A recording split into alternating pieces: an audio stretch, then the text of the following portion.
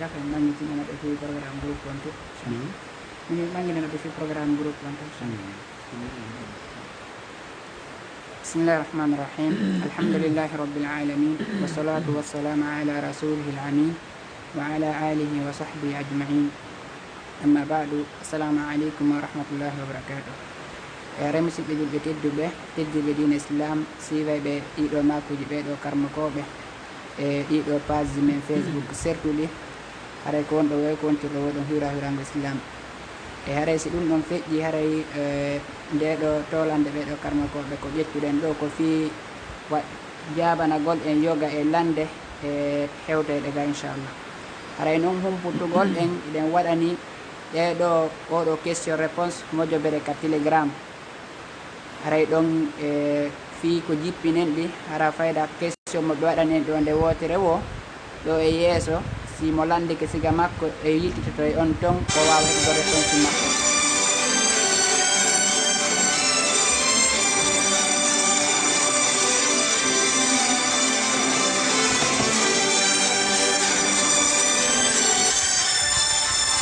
nam o yiltito ton o wawa heɓugol e réponse makko joni noon haray fi en tawte moƴƴere nden ton eɗon wawi wadde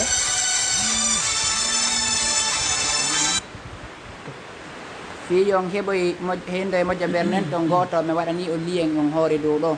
ɗon joguiɓen télégramme fof ñoƴƴe tu wawa natude maɗum si ɓe fama ɗon si ɓe naati kadir télégramme ɓe yahay ko recherche kon tigui windata ɗon wawa ñoƴƴata ɗon wawa windugol goɗɗum o waɗa dr 225 kono noon dr on e 225 yo taw no jogodiri wa siga window email hara pottodiraɗe si espace woni hakkude mum kay on tigui wawata yiwde koyo taw dr on e 225 on no jogodiri si pottodiri on tigui wawata famude ɓabuy no ko ɗo woni faljude ɓe waɗa dr on hakkude ɗon e 225 on espace wona si espace woni ƴettata koye fof jogodiri haray ko ɗum mi falno ɓanginande haray ɓe famali wo kadi numéro no hella ley ton ɓe contacte e ɗon on ɗon numéro naɓanay ɓe lien e fino ɓe ɓurta famirde inchallah haray question réponse ji buy taw heɓike toon ko tawata landal kadi jogidiraka landal kala ko feere woni haray mi daro waɗo joni ken kamɓe kammo ko meɗen mako on haray jemmini seeɗa inchallah haray ɗon wasiya kadi partage ugol fi yo nafoore nden hewtu musidɓe ɓen fof haray ɗarɓe waɗo بسم الله الرحمن الرحيم الحمد لله رب العالمين والصلاة والسلام على أشرف الأنبياء والمرسلين سيدنا ونبينا وحبيبنا وقدوتنا وقرة أعيننا محمد بن عبد الله اللهم صل وسلم وبارك وأنعم عليه وعلى آله وأصحابه ومن سار على منهجه واتبع سنته إلى يوم الدين معاشر الإخوة المستمعون والمشاهدون السلام عليكم ورحمة الله تعالى وبركاته وأهلا بكم وسهلا ومرحبا في مجلس جديد من مجالس السؤال والجواب أسأل الله جل في علاه أن يوفقني وإياكم لما يحبه ويرضاه وأن يجعل عملنا لوجهه خالصا اللهم آمين en yetti allahu subhanahu wa ta'ala tedduɗo mawnɗo towɗo seniɗo handuɗo yettede moƴƴiɗo men waɗi en ɓiɓɓe adama tedduɓe waɗi en julɓe waɗi en jeyaɓe moftene laaɗo muhammad sallllahu alayhi wa sallam moƴƴore men nemaji heewuɗi limugol andata ittiri majji iɗen qirro ko kanko woni allah goto reweteɗo tawa si rewama nafay si rewaka lorra mo rewali o eɗen seeɗa noon e laaɗo meɗen muhammadu sallllahu alayhi wa sallam o wonde ko jiyaɗo allah wona kanko woni allah kono ko nulaɗo allah ko ɓurnaɗo ko suɓaɗo suuta o nelira saabu goonga ko kanko woni timmore nulaɓe ɓen nulaɗo goɗɗo goo arata ɓaawo makko eɗen seeda o yettinno ko o nula kon o laaɓani moftuɓe reedu yo allah juula e makko juula e sahabaɓe makko ɓen juula e kala jokkuɗo hina kaɓe jokkunokan allah tawra kandine jokkuɗen allahumma amin musidɓe julɓe tedduɓe yiɓɓe bandiraɓe wonɓe e seedade e wonɓe e heɗade hare on hiwrama hiwragol islam ngo nanɗon gon nane on jarnama on weltanama on tolnama kadi e nde tolande men ɗo tolande landagol jaabe ko landa ko haray lande ariɗo seeɗaji eto ɗen ɓeɗo ko anduɗen kon jaaboɗen lande ɗen berno andirɗen no famirɗen noon enen. السؤال الأول يقول أو تقول السائلة انتقبت بنت أي أخذت نقابا وكره ذلك واشتد على أبيها فقاطعها حتى إذا اتصلت به لا يرد، ولكن أمها ليست كارهة لحجابها، فماذا تفعل؟ haray landal attingal ngal ɗo ko jiwo ƴetti niqaabu mana buumi yeeso makko ngo. ɗum noon hawraali e ben makko, ben makko añi ɗum satti e ben makko moƴƴi. kanko e ben makko na nokku gootum ɓe woni, waɗi so noddi ben makko hay ɓe décrochetamo ɓe yewtata, ben makko taƴimo sabu ɗum. kono yumma makko kan ɗum mettali ɗum, kamɓe ɓe añaali ɗum.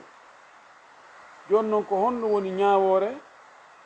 oɗo jiwo joni ko yo ittu ɓay ben makko yiɗa, ka ko yo waɗɗon haysi ben makko yiɗa. joni so o waɗi ben makko yiɗa kontete ko ƴaggal ngol ben makko, ko honno o watta. ko ɗum ɗo woni landal ngal. sonnajo waɗugol niqaabu mana buumugol yeeso sonnajo o haala juutukano toon ñawore nden no waɗɗi ka waɗɗaki no yeddodira gila neeɓi. woɓɓe inni ko sunna, so waɗi o heɓa baraji, so waɗali o heɓata bakkat. woɓɓe inni ko farilla, si o waɗi mo mari baraji, so acci mo mari bakkata. ko ngolkol ngol ɗon ɓuri sellude. ko ɓuri sellude kon ko wonde sonnajo waɗugol niqab no farli. si o waɗali noon niqabu ko bakkata o mari, wiyatake o yalti ka diina. joni noon o jiwo ɗo waɗɗo niqabu, waggol niqabu ngol ko haqqe Allah. Allah subahana taala ko kanko yamiri o sonnajo on ƴettu coñci l'islam ka deftere makko. wi ya ayyuha nnabiyu qul li azwajika wa banatika wa nisa'i almu'minina yudnina alayhinna min jalabibihinna dhalika adna an yurafna fala yu'dhayna. nelaɗo annabijo yeeto sonnaɓe ma ɓen e ɓiɓɓe ma rewɓe ɓen e rewɓe julɓe ɓen yoɓe cippin jilbabuji maɓɓe ɗin e hoore maɓɓe. yudnina alayhinna min jalabibihinna, yoɓe ɓorno coñci timmuɗi, coñci moko bayaga. almuhim wona fi ɗum ɗon fi niqabu wonɗen e wadde détail ɗo mum ɗo. ko falɗen wiide wonde o jiwo ɗo ko noddandu Allah e noddandu nelaɗo Allah o nooti o jaɓi. ko haqqe Allah kadi, wona haqqe nene e baba. wona nene e baba yamiri honno sonnajo ɓornorta. wano woniri na nene e baba yamiri yo sonnajo yo juulu, ma yo hooru, ma yo ittu zakka. ko noon kadi ko Allah subahana taala yamirɗo ɗum ɗon gon, ko kanko yamiri kadi sonnajo on yo waɗu niqabu, yo ɓorno. ko ɗum waɗi ko hani kon ko yo babira on weltor ɗum. hande babiraɓe goo jiwɓe muɗum no yaade heɓiroya ni adda, ma ɓorno pantalon hoy, ɓorno sexy hoy, yaltida e sukaɓe, murtida e sukaɓe, yaada e sukaɓe few. si Allah wallima tawi jiwo ma on kañum ko faala ko buumugol ɓandu mum ɗum fiwota hay sukaɓe yiw, ɓay so yitere yaali ɓernde ƴawanta, modi aray a heeɓi nema, haray barke mawɓe maɗa yaltiti e ma. iɗa foti e yettugol Allah, jarna Allah, manta Allah moƴƴi, immo jemma juula, harana ya darto ɗum ɗo. oɗo babirawo miɗo andi ko dartani kon ko ɓay o anda. si mo anduno moƴƴere ko woni e ɗum, moƴƴere ko ɓiɗɗo makko on heɓata ɗum, e kanko tigi newnuɗon ko heɓata kum, miɗo andi o dartanoko, o wiyatano ɗum waɗataka makko. kono no wayi wo no wayi jiwo on na yo ittu ɗum ɗo few, yo andu to ɗum noon haqqe baba e ɓiɗɗo, hakkunde baba e hakkunde ɓiɗɗo e nene ɗum ɗon o jonitaɓe haqqeji maɓɓe ɗin o ne'anoɓe o netanoɓe o dankoɓe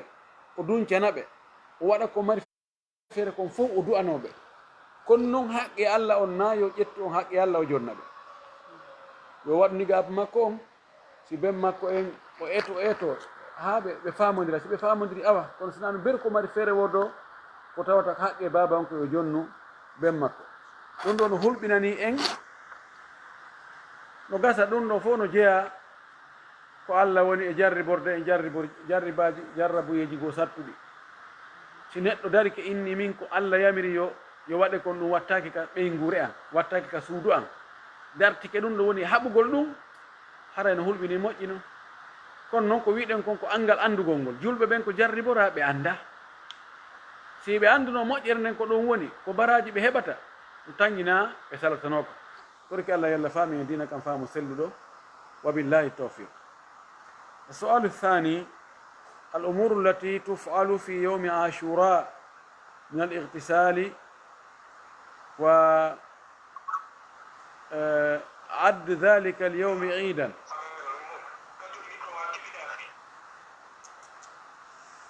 landal ɗimmal ngal ɗo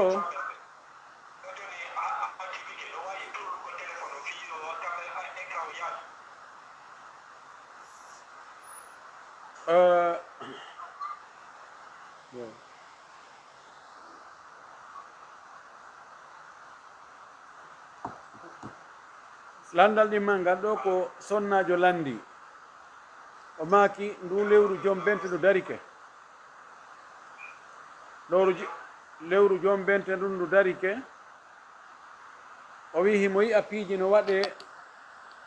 ñande 10 joom bente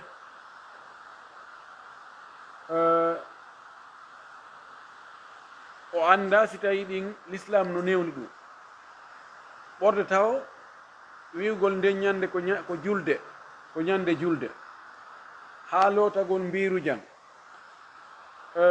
e piiji goo fina tawaji goo himo yiya ɗum no waɗe ka joom bente ko honɗum haray l'islam wi e ɗum taw sino newna ka ko fina tawaji tun ko ɗum landal ngal joom bente ndu darike en wiyay taw kullu amin wa antum bi khayrin asalu llaha jalla fi ulahu an yajala hadha al ama ama khayrin wa barakatin wa yumnin wa ama izzin wa ama salamin wa amnin wa istigrar en torike allah taw hitande julɓe heyre nden naati ñande go'o joom bente ko nden ñande woni go'o fuɗɗode hitande julɓe ɓe wano woniri 1er janvier go'o janvier on ko fuɗɗode hitande ɓeya enen kadi go'o joom bente ko fuɗɗode hitande men nde en tori allah nde hitande ɗo allah waɗnde hitande waɗande barki hitande wondude e teddungal wondude e neema wondude e yaajede wondude e ɓuttu haray nduɗo lewru ko wiyete shahrullahi l muharram lewru allah hormontenu ndu ɓe andi lebbi allah hormonte ɗin ko ɗi nayi sabodu donki e joom bente ɗiɗo no jokkodiri kañum e rajibi feereru ndu woni nayi ɗiɗo ko lebbi teddinaɗi ka allah mawnuɗi ka allah ko ɗum waɗi waɗugol bone no boni fof kono tentini waɗugol bone e ɗiɗo nduɗo lewru no woodi ko l'islamu ɗaɓɓiri julɗo on yo waɗu ɗuɗɗingol horugol e ndu lewru ɗo no moƴƴi nelaɗo maki sallllahu alih wa sallam korka ɓurka moƴƴude kan si tawi suumaye feƴƴi ko horugol joom bente no tenti horugol ñande 10 joom bente ɗum woni ashura e jeenayi kadi mo heɓi feere moƴƴi on tigi wara 9 e 10 ɗen andi julɓe ɓen tariha mum ka fuɗɗi ko go'o joom bente ko honɗum addi ɗum sayidna omar radiallahu taala anhu ɓawa o lontike hari julɓe ɓen ko tarihaji ɓe wona julɓe hutorta. Sayyidna Umar inni enen kadi julɓe ɓen ɗaɓɓanen hoore men tarih, ɗaɓɓen ka fuɗɗoɗen limugol. ɓe ndaari o tawi ala hunde mawnude kanko no o famiri noon événement ɓurɗo mawnude wa nelaɗo sallllahu alih wa sallam yaltugol makka o laawoɓe. ɗum woni hijira on. nelaɗo ko yalti makka ko ñande goo joom bente. fergol iwa makka ara madina ko ɗo piiji ɗi fof change. julɓe hari ko lowɓe ɓe woni dolnuɓe, hari ko wawaɓe ɓe wawti, hari ko tampuɓe ɓe hetti, hari ko e ley laamateri woɓɓe ɓe heeɓi indépendant ɓe mahani hoore maɓɓe état maɓɓe on piiji ɗin fof réguli. yani ko naqla nawiya ko iwgol e hunde yaha e hunde wonde goo sertude few. o tawi kanko yo ɗum ɗo yo ƴette wonde o événement ɗo yo fuɗɗo de yo tariha julɓen fuɗɗo ɗo nde go'o joom bente. ɗum ko yaltugol nelaɗo sallallah sallam makka daɗa ɓe heefeɓe laawoɓe. joni noon nelaɗo ɓay o ɓanke ton o ari madina o hewti o tawi ɓe alyahuduɓe wonɓe madina, banu nadir, banu qourayda, banu qaynuga, ɓe ñande 10 joom bente ɓe hooray, tawi ɓe fof ɓe hoori. o landi ɓe ko honɗum hooran toon. ɓe nde ñalande ɗo ko ñalande tarihare ka amen men, ñalande teddunde ko nde ñalande ɗo sifawano nde ɗo ñande 10 joom bente Allah danduno annabi Musa e yimɓe mum ɓen o halki Fir'auna e konu mum ngol. annabi Musa noon ko soro amen, manen ko geygol amen o jeeya men hoora nde ñalande ɗo mantugol Allah jarna Allah yetta Allah. nelaɗo maki si tawi onon e Musa hiɗon jeydi ka ƴiiƴan awa menen men andina on ko teddungal mo menen e Isa Musa meɗen jeydi ka diina ka finde. laaɗo hoori 10 joom bente o yamiri yo hoore. hari on tumati horugol ñande 10 joom bente ko farilla, koko suumaye farla. laaɗo maki mono faala yo hooru mono anni yo accu ɗon. idan ñande jeena ñande 10 ko hana waɗede ko hoorugol ɗongo. ɗiɗi ko yen andu wonde joom bente na juldere kalislam na juldere few. ko shi'a ɓen ƴetti ñande 10 joom bente woni ashura maɓɓe on,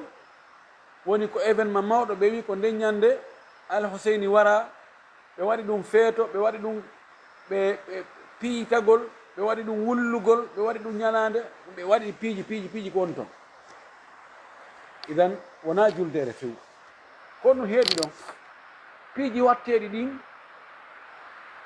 foppu ko bid'a. si wona hoorugol ngol ko lutti kon foppu ko bid'a. ko anduɗen ko wigol nasi joom bente, lootagol mbiru jam, cobbal joom bente,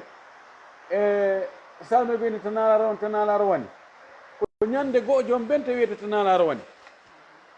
puisque ñande goo joom bente hanki mum hari ko lannode ndeya hitande, hande woni goo ndeya hitande, wona ñande 10 ɗey. ko anduɗen no waɗe piiji e sorori yamma e waggol ɗum ɗo andi yette soɓɓen ɓe innay wo nden ñande mo heɓali ko dagi ko ñaama ha haara, so yi ko harmi yo ñaam. nden ñande so mo haarali wo nde ñaanote reerino ani ko hadisaji yette bari ɓennom tañini.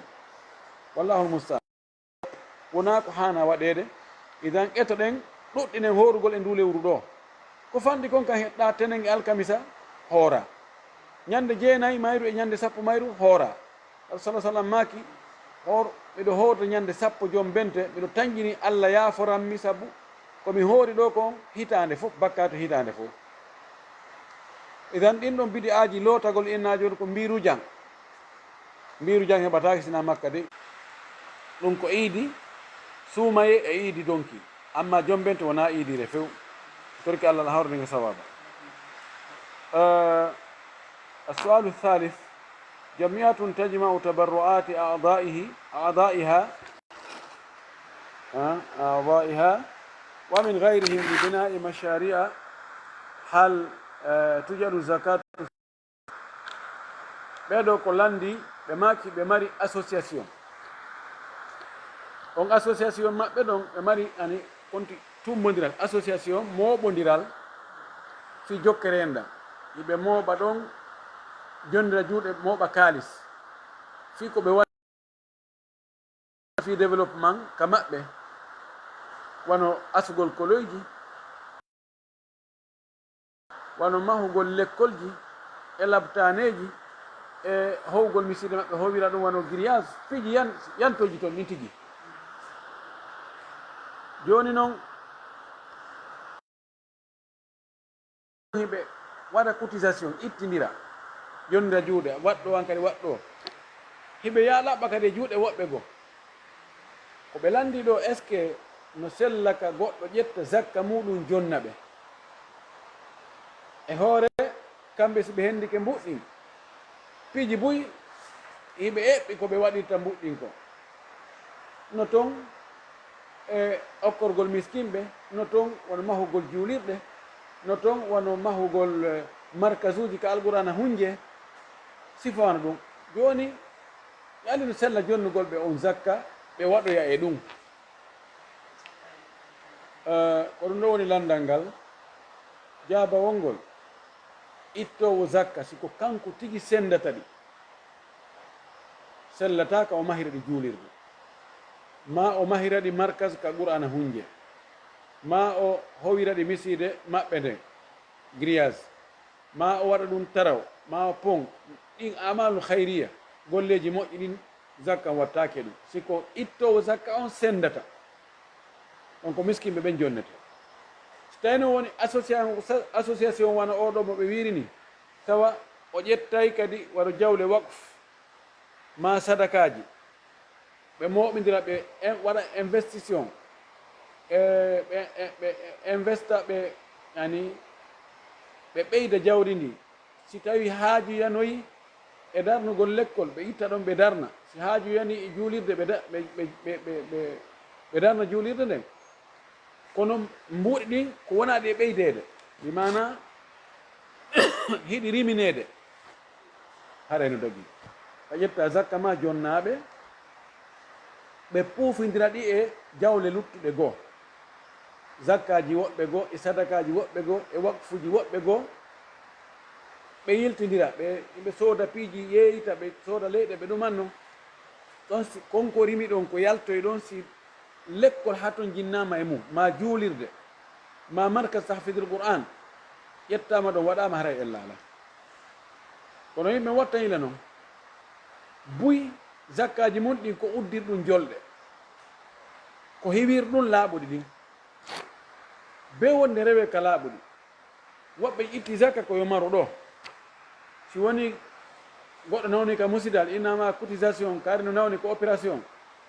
o ƴetta ɗon 500 000 o jonni innama kaari no mari denna bo haara koyen ɗumanno o itta ɗon 200 000 o jonna awa ka fatunde heeɓi keɗo koyen ɗumanno ƴetta ɗon 1 million jonna ɗumanno nano hani zakka de zakka on sa itti ko ya sendutu foppu dewote si haaju yantoyi ittaka laaɓuɗi haray kono woni ko hani kon wabillahi tawfiq tigi kadi wonɓe harde woɓe kamɓe on tigi na woɓɓe go e dunde zakka ko kamɓe tigi si ɓe itti zakka si ɓe wawi addugol ko ɓe ƴetti na woɓɓe go e dunde ko kamɓe tigi wonɓe ɓen hawtu ɓen goma on kamɓe tigi si ɓe itti ɓe wawi addugol ko ɓe itti kon zakkaji maɓɓe ɗin ka a ɓeeɗo landal maɓɓe ngal ko joni kamɓe hawtuɓe association ɓen tigi ko kamɓe yani kamɓe tun e ittude mbuuɗi yon no yalli hiɓe itta zakka maɓɓe ɓe ara ɓe watta ɗon fii joni ɓe darnoy lekkol ma ɓe darna duɗal ka alqurana hunje ko feeñi kon dagak ɓay joni mana ko on tigi tigi woni e sendude zakka o siko goɗɗo goo jonni ɓe no minnir noon heɓe jillide mbuɗi no wadde mouvement ɗon haray ellala kono kamɓe toon yoɓe ittu mana haray on tigi itti zakka makko ngo mahiri juulirde ma o itti zakka makko ngo mahiri markage tahfidul qur'an haray karama koɓe no wi haray zakka o na noon hana waɗirede jazakallahu khairan ala hada التنبيه السؤال الرابع إخراج الزكاة من مال الطفل ومال الزوجة المودع عند الزوج إلى الطفل 4170 يورو، ومال الزوجة المودع 2675 يورو. هل تجب الزكاة في هذا المبلغ؟ وكيف يزكى؟ ɓeɗo landi o wi kanko gorko on hemo jogi compte bancaire makko on, ɓeygu makko ne jogi compte bancaire mum, ɓe jogi boobo, ka boobo jibinano ɓe uttanimo compte, ɓe waɗantemo toon mbuuɗi, ɗin mbuuɗi wonde so ha to jini e piihoye fijirkoy wonde ɓe ƴetta e ɗin mbuuɗi ɓe sodanamo. joni noon ɗin mbuuɗi kanko ɗi yehi ha ɗi heeɓi 4170 euros. kanko gorko on ɓeygu makko no halfinimo mbuuɗi wonde o wara o ƴetta seeɗa, kono ndaari o tawi fewno ɗo kalifu ko sonnajo makko on jogani jonnimo kon o jogani sonnajo on kalifu ko 2675 euros ko landi. ene wano mbuuɗi kumpay kun ɗo o boobo 4170 euros ɗum ittante zakka. zakka no waɗɗi e ɗi ko noon kadi ɗi mbuuɗi o sonnajo ɗo 2675 euros ɗi kadi no ittane zakka. yani koyeɓe piitni ɓe itta zakka kamo be ko ittu zakka feere ka ɓay waɗa ko boobo zakka waɗɗaki e jawdi makko ndi. laala ko ɗum landal ngal ka tayib. amma boobo on mbuuɗi makko ɗen ittete zakka, ɗiɗo ɗi heeɓi ko ittane zakka. zakka ko honto fuɗɗoto ƴette règle ɓay no waɗa ƴawa cippo koye kanŋe on wonɗen e ɓaagude fewndu ɗo ko gramme 95 kanŋe 85 gramme. mbuuɗi wawɗi soodugol ɗum ɗi ko ɗi hara hewti nisabu hewti ka ittane zakka. woni koye euro, woni ko frangine, woni ko dollar. ndaaru tun landoɓe inna yeeyoɓe kanŋe ɓen inna gramme goto kanŋe hakkundejo on na so ɓurɗo sattude prix o na ɓurɗo hewde prix o.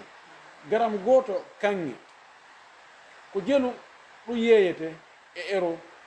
ɓeynama ko ha sabakari multipliade noon e nder 85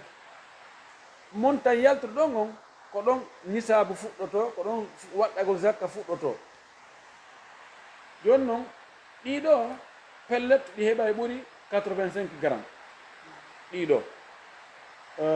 ɗiɗo ɗi hewti nisabu few ɓay laggine fewndu ɗo nisabu on fewndu ɗo ko teren 37 millions non ɗum ɗo o 4170 ɗon heɓa e ɓuri 40 millions. isan zakka no waɗɗi zakka ɗi hewti ko ittante zakka. zakka no waɗɗi ittugol e majji. saydna omar radiallahu taala anhu o wi'uno o wi ittajiru bi amwali alyatama hatta la taakulaha sadagat. o wi onon halfinaɓe jawle alyatima ɓen julore jawle ɗen wota zakkaji ɗi ñamuɗe haade gasa. ɓay si ñande o hitande ɓe ne ñomitede seeɗa, hitande ɓe ne ñomitede seeɗa, ñande go lanna. joni noon si mbuuɗi kadi waali ɗon tunɗi ɓeydata ko ɗon. mbuuɗi sa wadde coffre fort a fermi ɗi woni ɗon duuɓi sappo, sa udditoyi ko ɗin tawata, a tawata ɗi ɓeydi. mbuuɗi ko bit taglib, yani yanmo bit taglib ko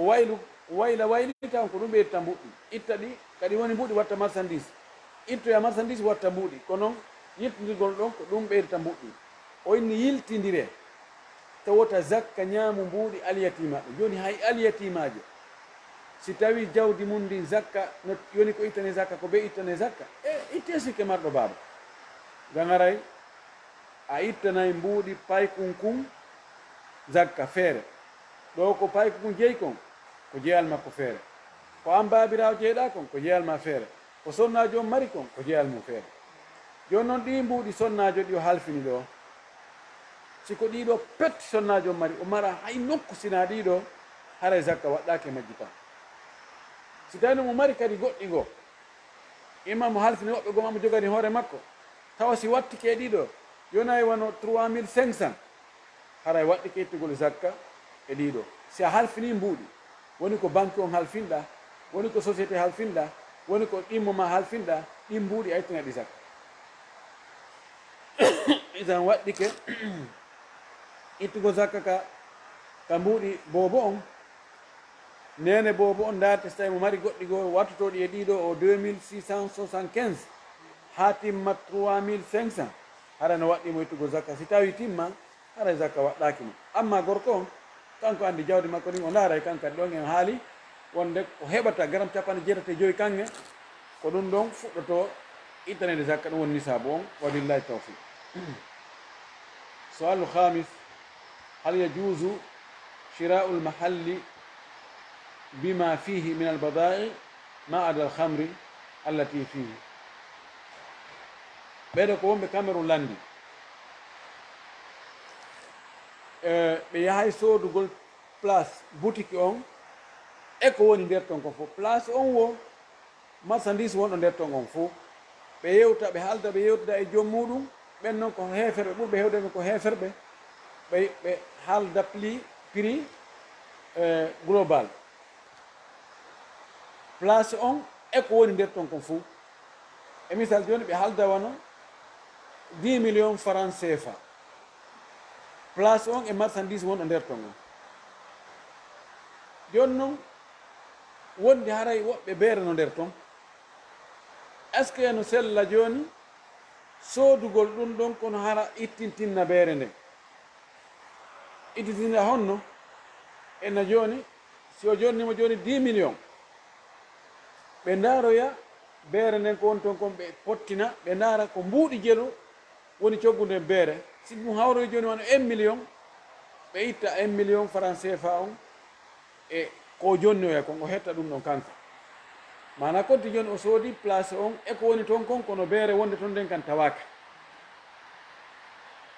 est ce que ɗum no sella taban ɗum noon la chaque no selli soodugol place on e marchandise wonɗo toon on ittintinna beere nde ɓay ɗon haronti soodali beere nde ko honto jiiɓaye on woni ko si tawi haray o wiyay ko fof naya ittinti hay beere nden fof mi yeeyiɗima fof taw on 10 millions coggu beere nde no nder toon yalni no daggora noon ka dagortama o daggo ko noon ti waɗo hiila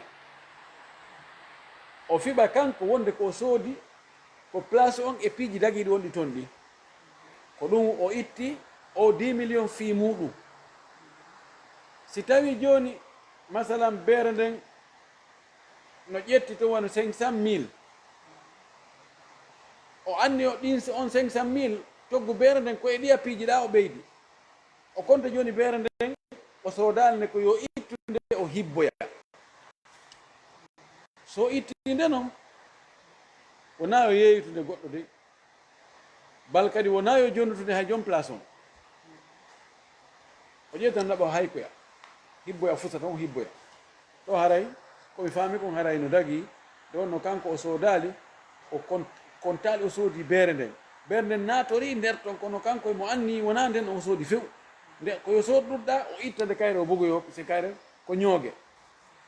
haray komi faami kon ɗum haray no dago kaɓe soodira noon wabillahi tawfiq السؤال السادس تزوج امرأة أو تزوج امرأة ثم كرهها بعد هل يحق له أن يطلقها لأنه خاف إذا تزوج عليها أن لا يعدل بينهما oɗo gorko ani ko gorko yette sojo e misal gorko yette sojo e misal o jomba jiwo tawa mo yiɗi jiwo jiwon no yiɗimo ɓe wonda ɗon dumunne jiwo on mettitamo taw hande kadi o ala heɓde dakamme e jiwo on no faalirte noon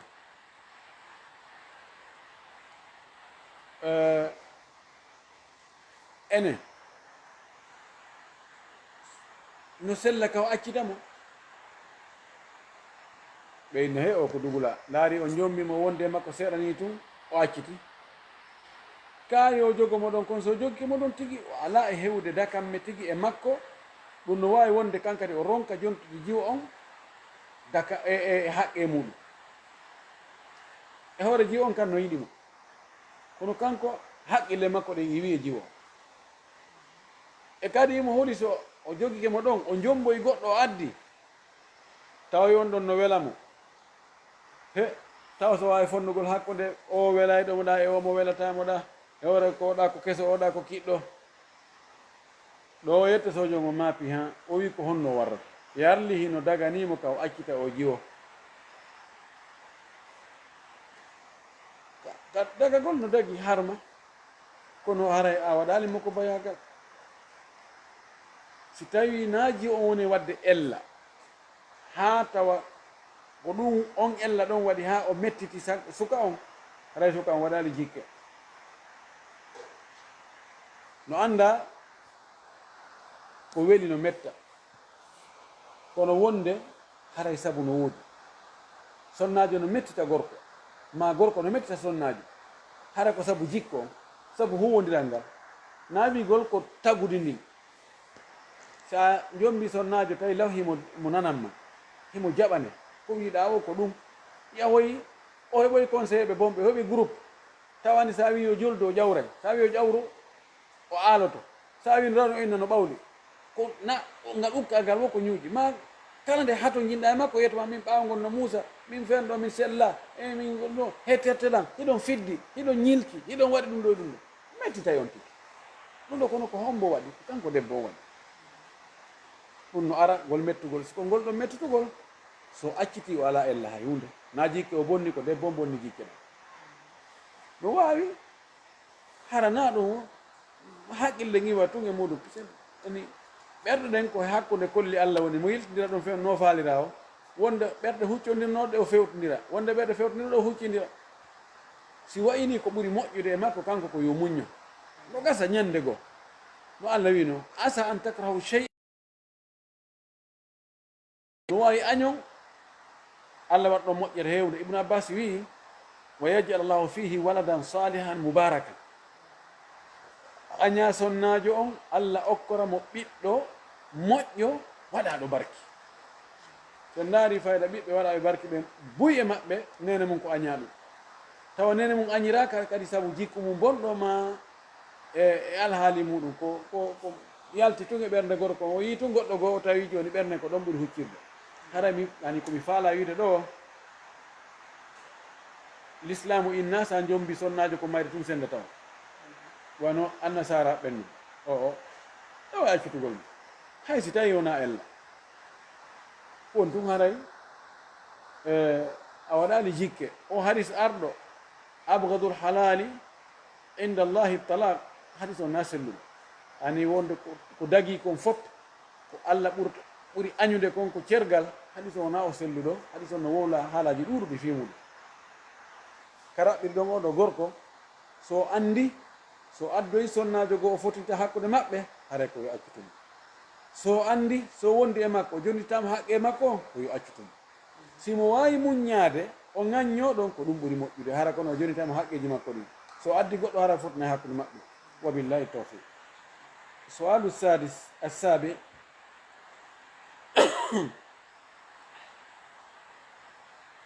استعارة الحساب من الغير لطلب تأشيرة إلى فرنسا أو كندا وما شاكلهما oɗo ko landi ko luɓagol compte bancaire luɓo ɗum goɗɗo gollitira fi heɓugol visa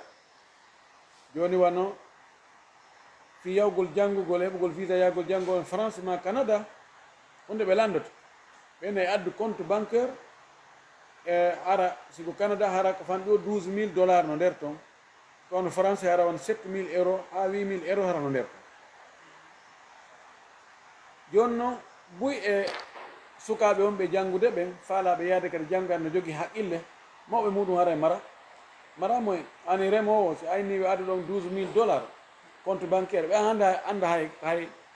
hay ko wiyete compte bancaire ɓen udditali ha hande compte banque donc joni noon ɓe faala yaade yalno sella kawti ya luɓoyo goɗɗo ma luwa wonde woɓɓe luɓɓe jonnoɓe mbiyne a jonnaylan hasaba kaari masalan jonte compte bancaire an kono a jonnaylan 500 $ ma 200 $ ma 100 $ ani no ɓe tawri no marsira wo woɓɓe kadi waɗano ti tum fi allah ko ɗum no selli to man ko fenade ko ɗaynugol ɓigol no joom ɗayne ɓay ko porto mi fenangol porto kan harma o wayno harmi ɗum ɓay ko keefeero ɗum nafus o woye keefeero kadi na yo janfe keefeero kadi na yo ɗayne keefeero kadi na yo détourne ko fenade ko ɗum waɗi ɓe awi andi koye fenoɓe joni ɓe e nokke joni ɓe bloquay compte on ɗo mbuɗɗi hettota sina toon ɗum kadi nokkeli ko anta ɓe ɗumanni ɓe innay nande wotere ɗi hettoto ɓawi woɓɓe kadi hari ɓe yawi toon ɓe hettoyade ɓe wiraɗe kadi ɗi arta joni kadi ɓenne koye ñamirɗi seeɗa seeɗa ko fanɗi o ko nder hitande duuɓi ɗiɗi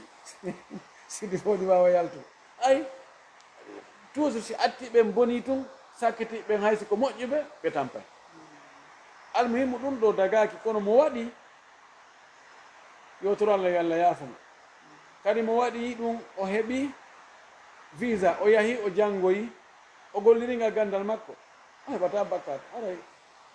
aljiha mum fakka wiyatake ɗon ɓay haray saabu on ko fenade ɗum ɗo haray kala ko heɓiroy toon e moƴƴereji haray no harmi o woya haray hino dagui wabillahi tawfiq السؤال الثامن احتلم وفيه جروح أوصى الأطباء بعدم بله أو إبلاله بالماء ماذا يفعل ko neɗɗo wonduɗo e barmeji mo barmi wano ka hoore ma mo barmi ka koyɗe ma ka reedu ma ka ɓaawa himo ñawdade docteur ɓen no wi'imo wotta o ɓuɓɓin ɗum ɗon ndiyam barmejin ta ɓuɓɓini ɗi ndiyan dey o wali noon o hoyɗi mo yiida e sonnajo mani o yalte makko yon lootagol waɗɗike mo docteur ɓen no innita o looto o ɓuɓɓina barmeji ɗin ko on no watta ko yo lootu ɓanndu makko selluɗu ndum fof ka barme on woni ɗon ɗon taw o lootude taw ɓuɓɓin ɗon kono yo masku hoore ɗon o waɗa ndiyan ka junngo makko o fiɗɗa ha ndiyan ɗan ima fes o mowla hoore barme on hay sino koola o mowla hoore ɗon kono nawi ko yo teta ɗon tun joni o taamo ko si tawi hara barmeji ɗin no ɗuuɗi e ɓanndu ɗum fof fayri ndu barmi fayde har ɗum fof ndu barmi fof no barmi no waɗa ko jonɗe no ma no waɗi temmeje ɗo no sella ka o taamo tun on so tawi barme on won nokku gotum ma nokkelo e ɗiɗoy e ɗum ɗon haray ko yo lowtu ɓanndu sellunu ɗum o maska e hoore barmeji ɗin ɗon wabillahi tawfiq السؤال التاسع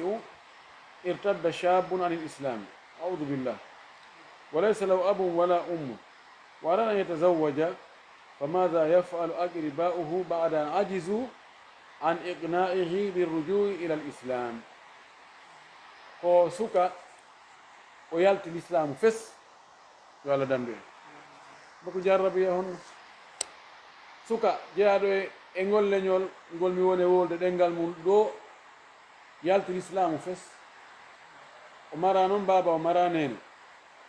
siɓɓe makko ɓen etike ha fiyo ɓe convaincu mo yo yiltito kal islam kono o jaɓali ha joni joni noon yayi o falama jombude omo falano jombude kadi ka meɗen fala jombude debbo pullo ko honɗum ɓe watta ko ɓe waɗata ko taɓe wallumo few taban no harmi wallugol mo o jomba debbo julɗo no harmi few ɓay allah no wi wona ɓe rewɓe julɓe dagani worɓe heferɓe wona worɓe heferɓe dagani rewɓe julɓe ɓen mana dagaki ka debbo julɗo jombe ka gorko kefere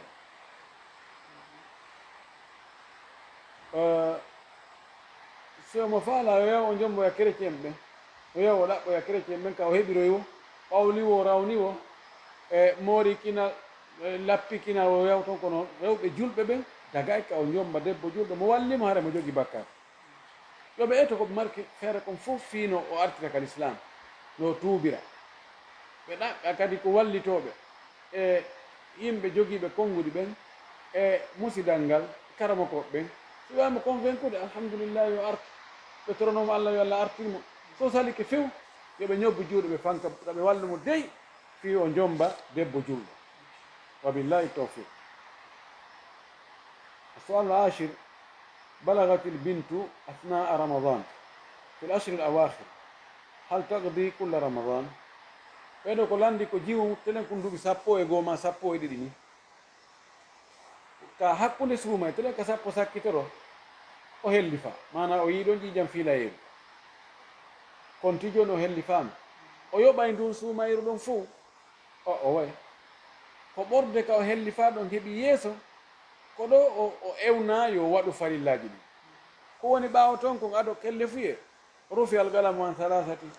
karambol windowol bakkatogol no towntanama yoni haray ko jiɓa ko ñalormaji ɗi o fiili ɗi ɗinnon o yoɓay ɗi ka ko o fuɗɗoto ko ka o laaɓi ɗon ko ɓorɗon wiyete joni o hellifama ka ko yaltugol ƴiƴanɗan e makko ko ɗon woni kelle fuye on sonnajo wonɗo yiɗi ƴiyam farilla e suumaye mo yamira yoɓugol suumaye on kono yoɓata ko julɗele ɗen o feeñi kon ko wonde ɗen balɗe ɗe o fiili ɗen kadi o yoɓoyayɗe kono noon balɗe attinoɗe o fuɗɗagol fiilagol ɗen ɗon hay hunde fawakimo hari e suumay waɗɗakimo wabillahi tawfiq السؤال العاشر والأخير بلغ نعي وفاة الزوج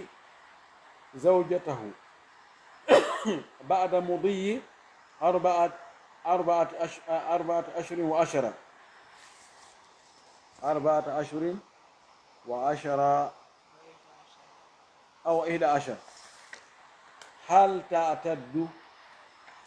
eɗo ko gorko wayni musidal mungal tawi mo jombi o wayni ɓeygu makko e esraɓe makko e musidal makko ngal o wihi mo yaade ɗaɓɓere sawroygol o yahi ha o hewtoy ka o fokkiti ɗon ɓe humpodiri e makko woni ɗon o eggi ɗon o yahi nokku goo tun jakka o hawre e laja o maayi ɓe humpitaki ɓe humpitagol o maayi tawi bi o maayi heɓi ɓe humpitagol ga heɓi lebbinayi e balɗe 11 konti joni ñande ɓeygu makko ƴawayno keygu si hara ɓe anduno ñande o maayi nde ko nden ñande ɓe andi o maayi ene debbo on eddinoto ka konko feƴƴi ɗon gayni o ƴawi edda ka timmuno ɗon lebbinayi e balɗe 10 gila tariha maygol oya sonnajo makko ƴawi edda yani sonnajo eddinagol edda mayde na be harahimo andi hayso anda ɓay ko wiya tun ko tarabbusu 4 ashhurin wa 10 ko habbagol lebbinayi e balɗe 10 habbagol honɗum habbagol hara jombaka Allah waɗi o jombaka hakkunde ɓaymo sikkude mo wonde ko jombaɗo tawi noon jaka fi ilmillahi ka koddori Allah ka gandal Allah jaka koye keyguyagal o woni ɗum ɗon gayni haray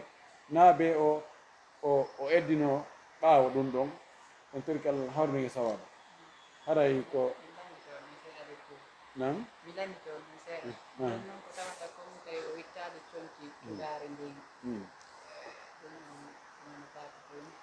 e joni on andi ko wiyete kon ihdad ko ɓolɗinagol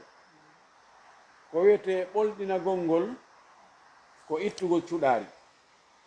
nayo waɗu chaine nayo waɗu jawe nayo paro nayo waɗu maquillage nayo waɗu laali nayo joni no gasa o waɗi ɗum e nder ɗen balɗe ɗon hari o anda ɗum ɗo na ella ko waɗi o tewaki o anda o nanguitirtake ɗum na hay hunde kono dow fo e muɗum wiyatake joni ko yo eddino kadi laaw o fuɗɗito edda on fi yo ɓolɗinoyo ɗon no ɓolɗinagol ngol ɗon wona farilla ko sunna na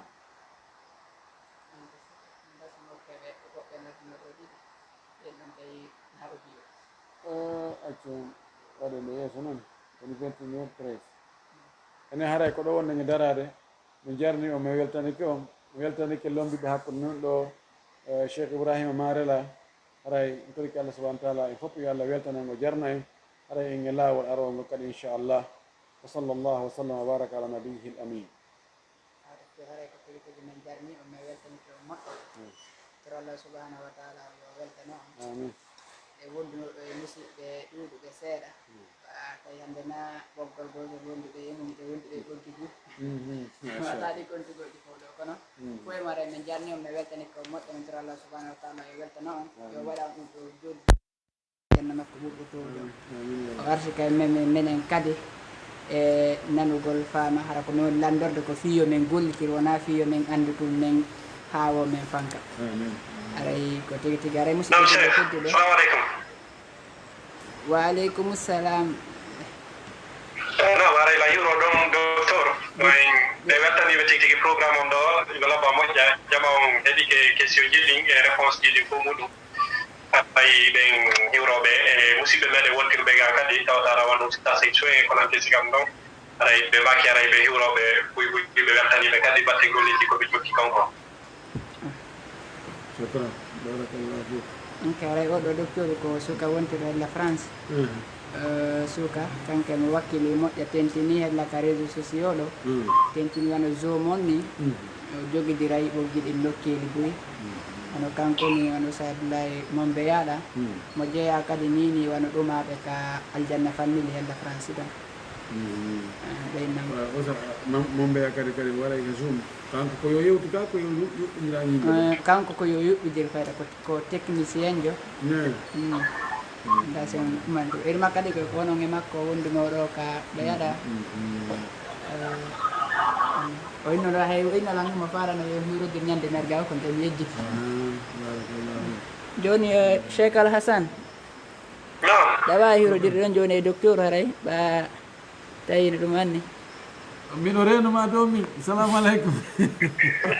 waaleykum salam wa rahmatullah nala to miɗo yi jam jarama cheikh hasan nala e ma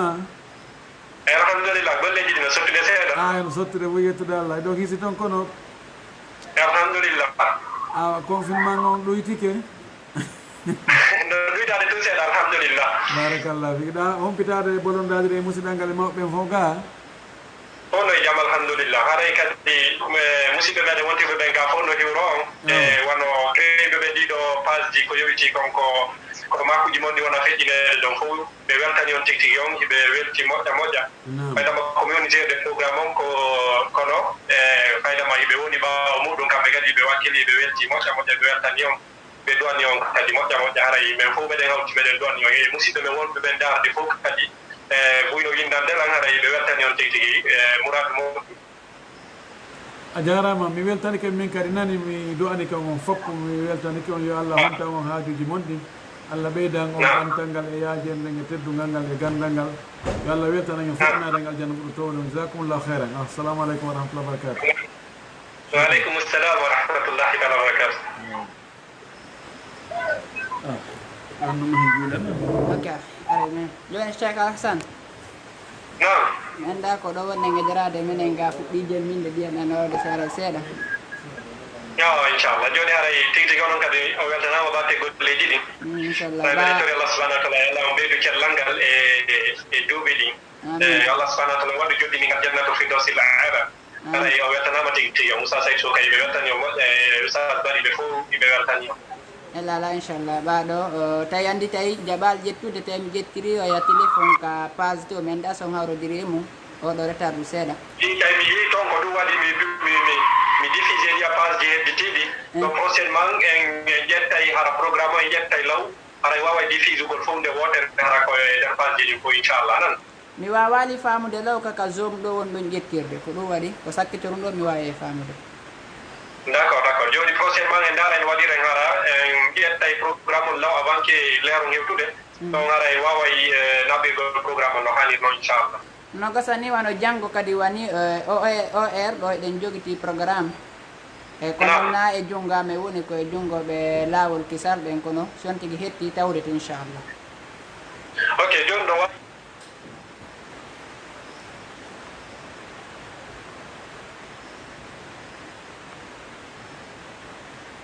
Naam, appel ji ɗin.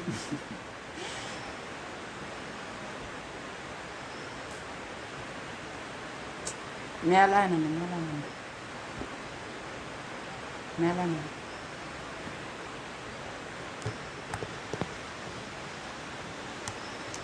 Mi alanan nde.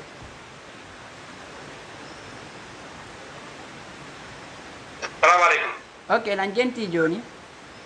Oui, mini kan joni ono e maɓɓe son humpodiri haray ɗon landotoɓe anon ono e maɓɓe son famotiri haray ɓe wawi langandingol ɗum ne wawi publicgol fof haray